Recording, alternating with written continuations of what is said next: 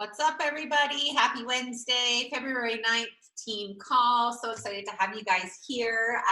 We are sharing an oldie but a goodie, how to find working coaches. It's such a mystery. You're going to leave here with your mind blown. Before we open it up, I'm being a little bit sarcastic, but you'll see why. Before we get into it, I would love to open it up for recognition if anybody wants to share. I'll go super quick. I'm literally in the bathroom at work, but I'm too excited to do this shout out for my girl, Ashley, who's literally just kicking off the coach mentorship. Ash and I go back about 2 years now. We met doing brand ambassador work together, and she's been on my dream team. And when she started these programs with Let's Get Up in April, I planted the seed with her and I said, you are going to be coaching one day. I'm just letting you know you are going to be here with us. And so the fact that she is now, after seeing us at NLC, I'm just so excited for you, Ash. And I can't wait to see where you take this.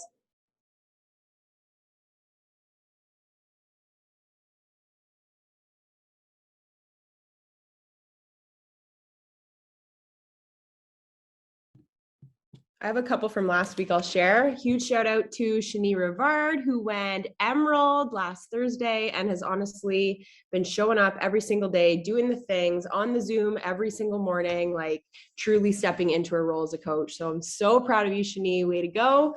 And a huge shout out to Emily Ewens, who is officially a success starter as of last Thursday as well. She literally hustled. It was like 10 or 10:30 the very last night in January to lock it in. And again, is just building a beautiful community and doing all the things. So proud of you both. Way to go.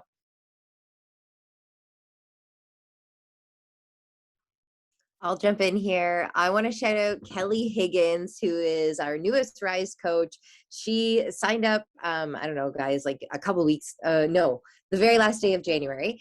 And she's already at SCH. She signed someone up even at like on the last day of January, the day she signed up, and is halfway to Emerald and just absolutely crushing it. Has already done her coming out posts and is sharing in her stories and just so freaking inspiring. So massive congrats, Kelly. So excited that you're here.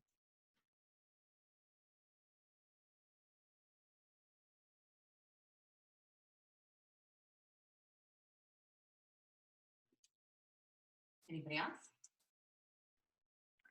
I have some if there's nobody else. I'd like to give a big congratulations, big shout out to Kasha, who's going to Emerald tomorrow. She's worked super hard for that and been so consistent in showing up. So super proud of you. Also want to give a shout out to Chelsea Wilcox, who hit Success Starter. She's like, it's only like 9 days into the month. She's already hit it for the month. I'm so proud of you and can't say enough how amazing it is to see you back and running. So congrats. That's awesome.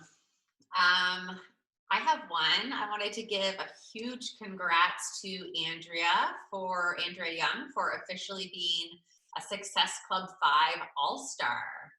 So I just got that email today. I'm excited to shout you out. That means that she has hit Success Club for 12 months in a row, which is really cool. And then when you get to 24 months, you are a Success Club legend. So it also actually gives you a floor seat at Summit, which is kind of fun. And once you get to Summit and you see how massive the stadium is, you'll realize how important that actually makes you feel to be sitting on the floor. So congrats, Andrea.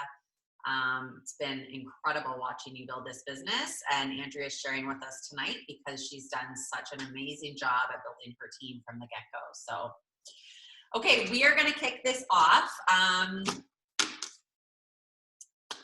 How to find working coaches. I think that, we all go through waves of struggle with this topic. And I really remember when I was a new coach, like I wanted to know that, almost like it was like a question and answer, right? Like, I'm doing all the things, but like nobody wants to coach with me. Like I can't seem to find working coaches. And guys, like Erin and I want to remind you, have been exactly where you're at. Like Erin didn't have a single working coach for almost her first entire year of coaching.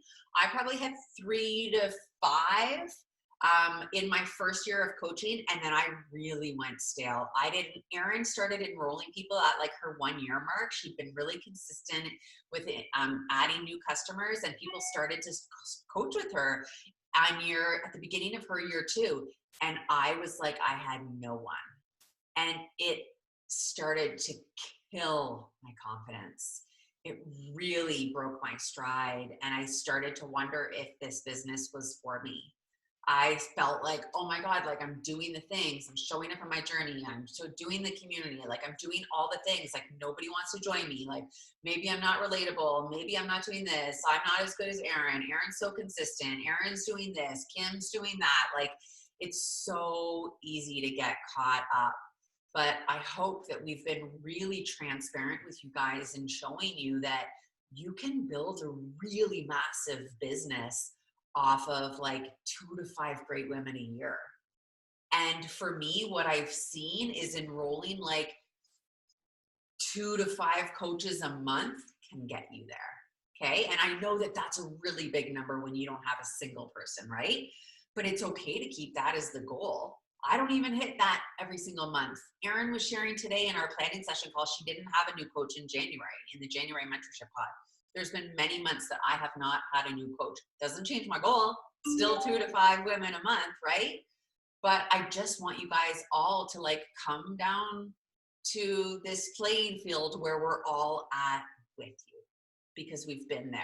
And it's really easy to think that you're doing something wrong. This isn't going to work for you. It's probably not been enough time. Your people are probably not ready. So the first thing that I'm going to tell you guys how to find a working coach is the obvious answer and is the truth and is the entire way to find working coaches. Andrea is going to go on and give you guys some really awesome tactical advice on how to get in those conversations and do the things. But I'm going to drop the obvious truth bomb. Here's how you get working coaches, guys. Get people results. It's the beginning and the end of how to find working coaches is finding women to join your community or your groups and having them really fall in love with these products and programs. Because when somebody falls in love with these products and programs, it becomes a natural fit for them to encourage or to recommend them to their family and friends. When they fall in love with these products and programs, they get results and they feel incredible and they have Beachbody and you to thank. When someone gets results, the conversation is so much easier on why you think they would make an incredible coach. And it doesn't have to be massive results, but they have to jump into the program, right? I started after 26 days of doing these programs. Some people take years, right? Andrea joined me as a coach after I think a year or something, she'll tell you, but she never even checked into my community. You have no clue where your clients are at with the decision of coaching or not coaching, but what you do have control of is the value you give in your groups and the energy you give out to help them get results. You are the coach. You are not a fitness expert. You are not a nutritionist, but these programs are your tools. And this is what you have to offer everybody in your community. Wrap those tools up with a nice bow, re-engage them a million times if they've fallen off. Get deeper into your own journey as inspiration. If you want to find working coaches, the vital process says invite people into your groups, change their lives by getting them results, and invite them to coaching. And it seems really simple, but honestly, it's the way this goes. Andrea's been able to find what I think is a lot of working coaches in her first year because she's added a lot of women as customers, right? And it's no secret, any coach that's had a lot of success with customers sees a lot of success with adding coaches, and maybe not. And some of the tips here are going to help you with that. If you're someone that you're like, well, I've added a lot of customers, but I'm not getting any working coaches, then listen up, because the tools or the tips that Andrea and Erin are going to share next will really, really be helpful for you. But at the end of the day, I want you to check yourself every time you're feeling sorry for yourself that you don't have any working coaches. I want you to ask yourself, how many women have you enrolled into your community or into your groups this month, last month, the month before, the past year even? Because that's going to be indicative of how many people you can enroll as a working coach. We're not a team, that enrolls a bunch of random people off Instagram as coaches and sees success that way. We're just not. And I think it's the beauty of us, right? Everybody that joins us to coach has seen incredible results with these programs. That's why it feels so real and authentic as a team, because we're not blowing smoke. It's not a sales pitch. You've seen results. These programs have helped your lifestyle change who you are, like fundamentally, right? So that's what makes this group feel so good, right? So that's what you're trying to achieve with your clients. So I'm going to toss it off to Andrea, and we'll see, how long it takes us to get through the content that we have tonight, and we can answer questions and keep that going. But for now, I want to dive into what Andrea's going to share with us tonight. Okay, thanks, Court. So yeah, that's what Courtney shared is honestly the fundamental way to point out who would be great working coaches. And honestly, the way I work and the way I started my, getting my feet wet about inviting coaches was really looking at the people that were all in my community, the ones that were showing up all the time, getting the results, really falling in love with the products and programs. Like Amanda, who's still with me today, was one of my first customers that really went all in. She shared her before and after photos. She did all the things. And that kind of gave me the courage to ask her to kind of start with me, because I had just started coaching, right? So I'm going to kind of talk about how to get into those conversations, and it might be hard to even, for a lot of you, to even transfer over to like talking about the challenges and the results and all that stuff to, are you interested in the coaching opportunity? The first thing I want to talk about is kind of doing a gut check with yourself about where you're at with coaching. Like, how do you feel about the coaching journey itself? Are you in it? Are you excited? Do you think of this as like something you get to do, or are you kind of dragging your feet like, oh, I just got to hit SC this month? Because that's going to transfer over to when you talk to people. If you're not excited, if you haven't, it may, and you know what? Everyone talks about the coach coaster, and we've all been on the ups and downs, and we all obviously always see that when we're kind of in a low point in our journey, we're probably not even excited to invite people to the coaching opportunity because it doesn't feel as authentic maybe, right? So I urge you guys to kind of look inwards and see why you're here and why you're excited about coaching. And if you're in a low point, reassess your mindset, right? Like maybe pick up a PD book and figure out what gets you excited, because you all joined for a reason. For me, I was super passionate about what Courtney was saying. We have this total solution, and I saw results for the first time in my life, and I was super excited to share that with family and friends. And that was truly why I started coaching. So kind of just rechecking yourself and getting back excited and thinking about that this is a gift. This is something we get to do. We get to help women lead a healthy lifestyle, which in this day and age is so important and such a pivotal thing that we all should be doing, right? So once you're excited about the coaching opportunity, or you're in that mindset, the conversations I find become a lot easier. And the one thing I'll say is, for me, just be yourself, be authentic, be human. Like, just talk to them as though how you would want to be spoken to, right? And I'm a big voice note person. Like, I always send voice notes. Like, whether you are in my community and you just like shared your before and after photo in our community page, I'll send a voice note and say, oh my God, that was like, I'm just always about the voice notes, because I find sometimes typing out messages can't convey the excitement you have, or doesn't convey like how invested you are in whatever you're talking about. So I'm a big voice note person. And that's how I always invite to, and I mean, obviously if they're a closer friend, maybe a phone call, but either way, I'm always doing something with my voice. And that's really to convey my excitement and just, excited about this coaching opportunity and getting them on the team with me. So that's what I do. I always will start off by just like congratulating them on finishing the program or getting the results or doing the things, and then I'll go into the opportunity of coaching. But I always meet them where they're at. So I think that's an important thing to remember as well. Like, for example, if someone just finished job 1 in January and I signed them up in January and they just finished, but I think they would be an amazing coach, I won't shy away from that when I ask them through a voice note. I'll say, look, I know you just started and I know you may be thinking you're not ready in your journey, but I'm telling you, you're doing all the things. Like, I will bring up those objections almost before they do. And I don't shy away from it because I know that's coming next, right? Like I think we all know that most people will not say yes first, like ever first. Like, I've never had someone say, yep, thanks for asking, I'm ready to coach, right? Like, it's always a no. And then it's always either a conversation or they're ready at a later date. And that's fine. Like, meeting them where they're at, I think, is one of the pivotal things.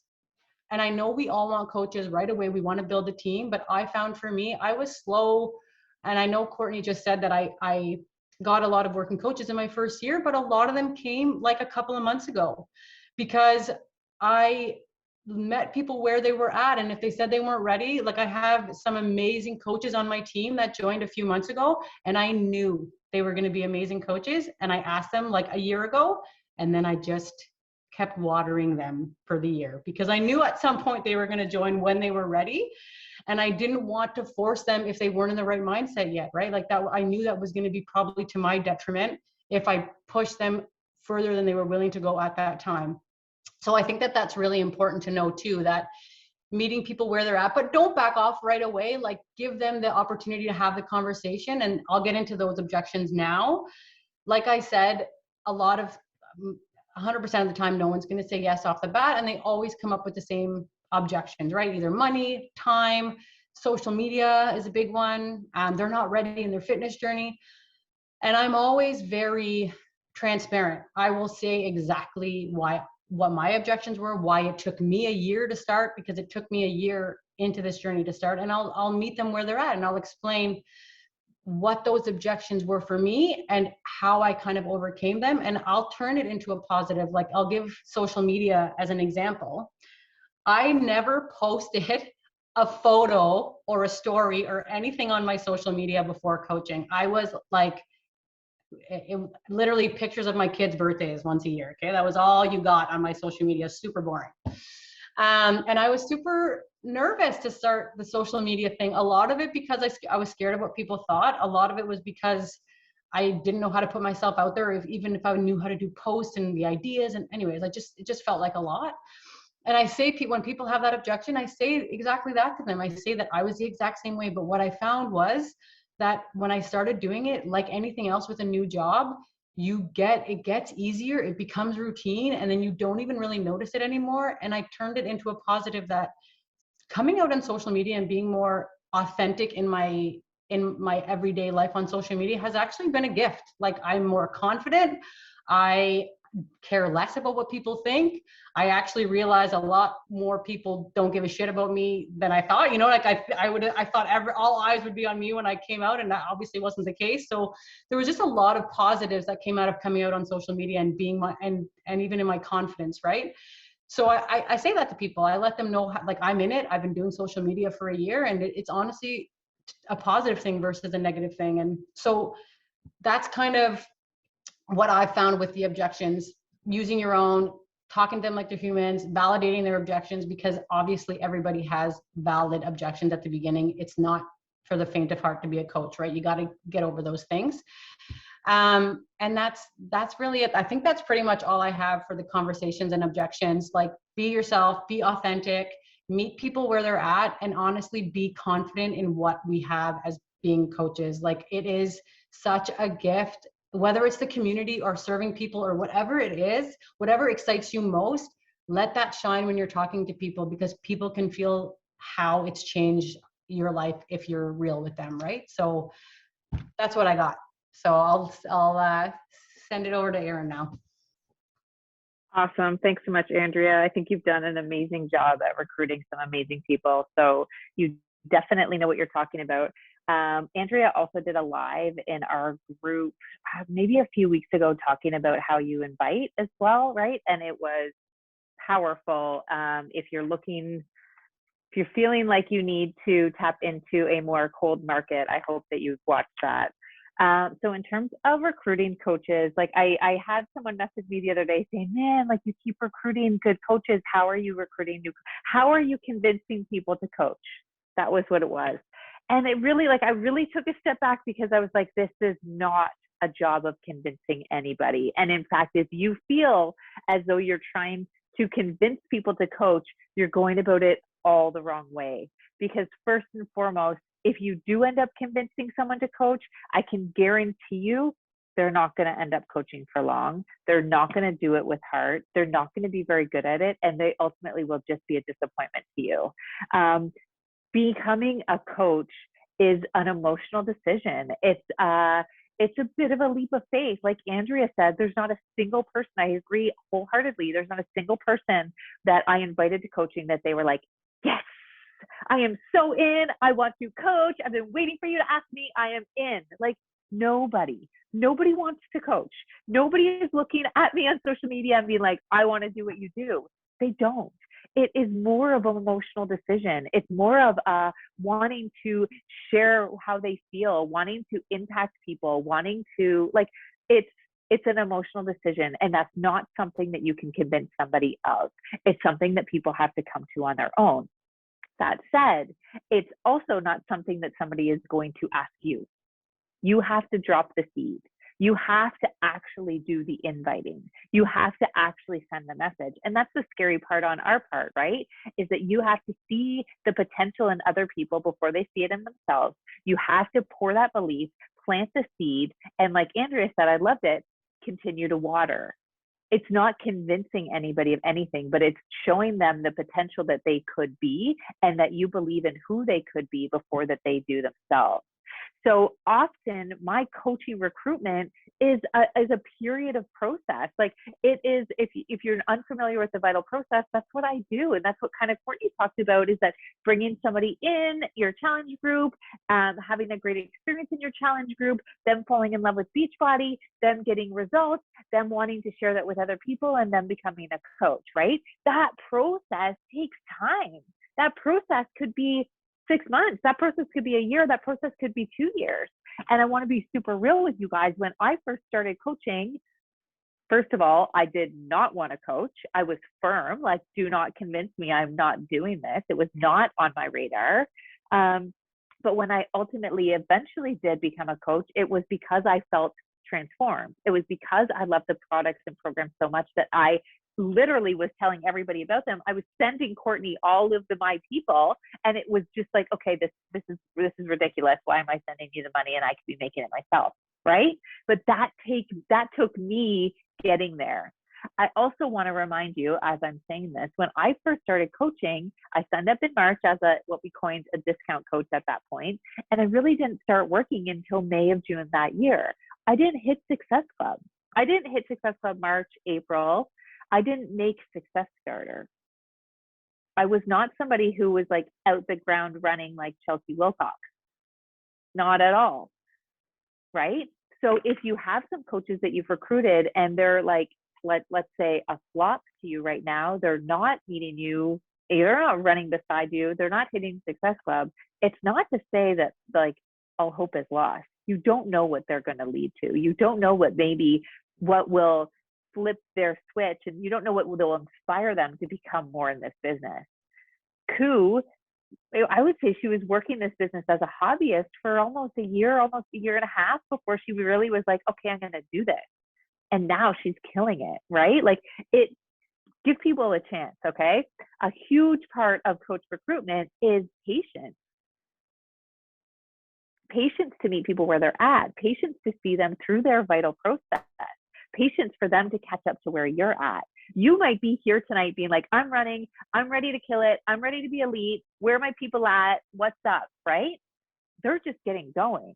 They haven't had that transformation yet. They don't have the confidence yet that you see in them, or they're not that potential person that you see them as being.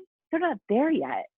You got to have the patience and the consistency and the commitment and the dedication to see them through. You're not giving up on them, because that person that you see, that person's there. But you got to do the watering. You got to pour the belief. You got to like help them get their results, help them get through the transformation, help them do their personal development, their gratitude, their morning routine, all that stuff. All that stuff is how they get there. But that takes patience. And it's not, like I said, you're not convincing anybody of this. But it does take you having that bold conversation to first plant the seed, because they're not planting that on their own. I can tell you that. You got to have the courage to be like, I see you. I hear you. I see what you're doing. I believe in you. I'm grateful for you. I'm like, thank you for showing up. And all these conversations are, all these seeds are dropped over time. Maybe you'll send a message today being like, I see you. You sweat your ass off today. Amazing sweaty selfie in the group. Maybe next week you're going to be like, thank you so much for sharing your energy in my group, in our group, because you're making it what it is. Maybe the following week you're going to be like, damn, I'm so inspired by you. You are the reason I woke up this morning. Those are all seeds. Maybe the next one is, I'm not going to lie, I want to do this with you. Would you ever lead this community with me? Have you ever considered it? That's an invite. Listen, going out to somebody and saying, hey, do you want to be a Beachbody coach and start sharing your life on social media? Not a good invite, okay? But saying, hey, lead this group with me. Hey, I think you'd be amazing. Hey, I feel like there's women in your life who would be so inspired by you. Or, hey, are your friends and family starting to ask you about like what you're doing and all this like amazing joy you're exuding? Those are all seeds. Those are all you starting to bring up this amazing opportunity.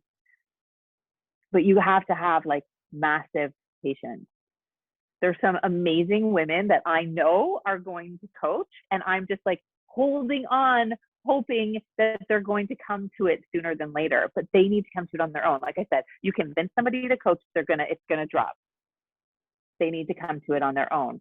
So it's up to us as a community to continue to show up and inspire. Like Courtney said at the beginning, after a year of like, and I want to be really real, after a year of working this business every single lunch hour and every single night when my kids went to bed, I felt like I like ignored my husband for that full first year. I went to Summit as a diamond coach with no working coaches. I cried my ass off, like pity party. But I just kept going. And like, I didn't change anything. I just kept going. And this business, it takes time. I'm looking at Clarissa because she like started this year. She fucking killed it. She hit the ground running. She killed it. And now at this point, a lot of the people that we're coaching with her have flopped. They're not as committed as she is at this point. They're not running like she is. So friggin' normal. So normal. You're like just a year in. Just a year. I promise you stick with it, and the right people who want to do this with you will come. But you have your dedication, consistency, discipline needs to stay. Because, and if you got to look at it this way, if you give up on those people and their potential, like they're literally relying, who they're going to be is literally relying on you and your patience to hold out for them. Like that's a big responsibility. I am 1,000% sure I would not be the human I am today had Kim not started, had Courtney not started, had I not got over myself and done this and kept going. So much of your growth as a coach also includes the hurdles and the shit you're going through. Had I not had that Summit, bawling my face off pity party, I also wouldn't even have that story to share with you to help and inspire you. So if you think about one day when you have coaches looking to you for inspiration and motivation and mentorship, you want to have a story to share too. The easy road isn't going to help them. You're not going to be a great mentor if you don't have a bit of a few bumps in the road to get there. So I will say, if you're at the point, if you're early in your coach business, you're here less than 6 months, even less than a year, keep recruiting people to work out with you. Keep adding people to your challenge group. Keep bringing people in. That vital process is just getting going for you. If you're a year, 2+, 3+ years into this, start having the courage to send invites to those people who continue to show up. But don't you dare forget to keep inviting people to work out with you.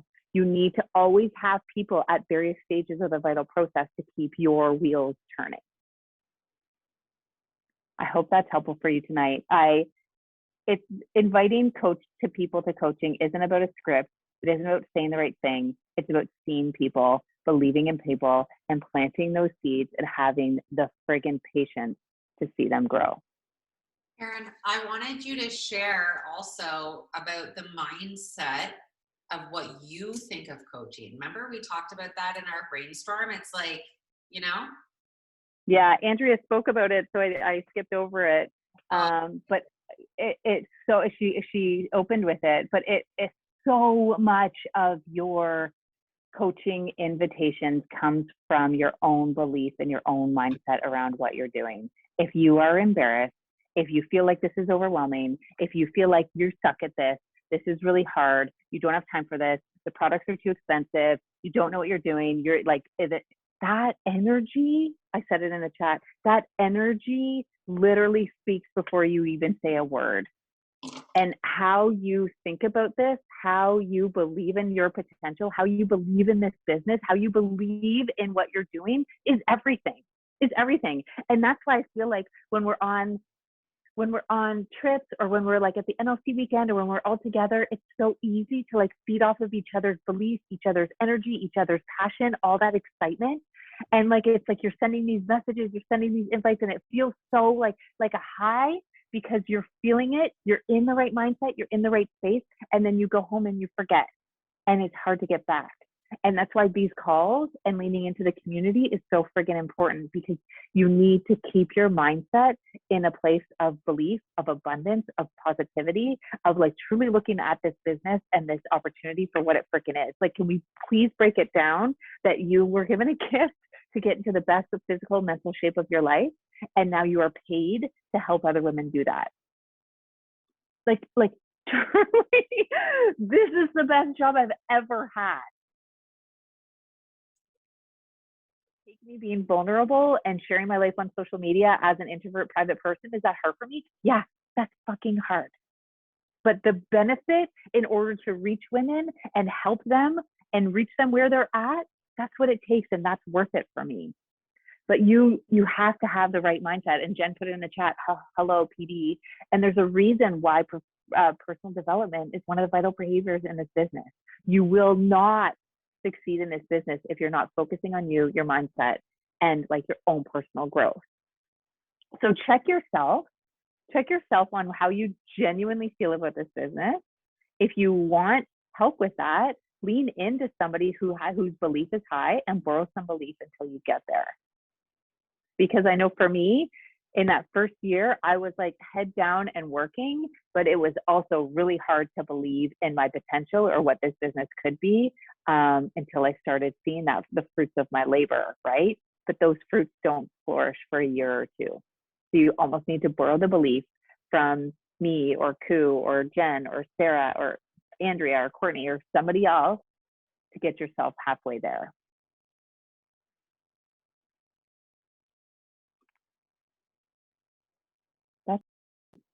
Does anybody have questions specifically? Let's see the box of the chat here. I think that's it.